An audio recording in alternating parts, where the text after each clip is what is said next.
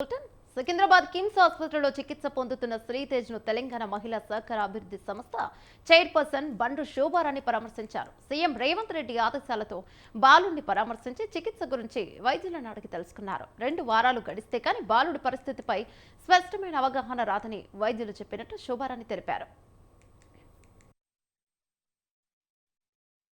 నిన్న జరిగిన సంఘటన అల్లు అర్జున్ ఈ కేసులో అరెస్ట్ అయినటువంటి సంఘటనతో చూసినట్టయితే ఆయన ఏదో పెద్ద ఘనకార్యం చేసినట్టుగా మొత్తం సినీ ఇండస్ట్రీ అంతా కూడా అల్లు అర్జున్ ఇంటికి దారి పెడతా ఉంది, పరామర్శలు చేస్తాం.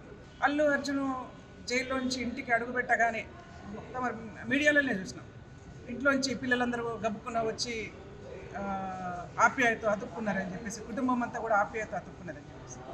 నేను అల్లు అర్జున్ గారికి కానీ సినీ ఫీల్డ్లో ఉన్నటువంటి వాళ్ళకి కానీ ఒకటే అడుగుతా ఉన్నాను, అక్కడ ఎంతైతే ఆప్యాయత ఉందో ఈ పేద బాబు విషయంలో కూడా అంతే ఆప్యాయత ఉంటుంది. తల్లిదండ్రులకు పిల్లలంటే అంతే ఆప్యాయత ఉంటుంది.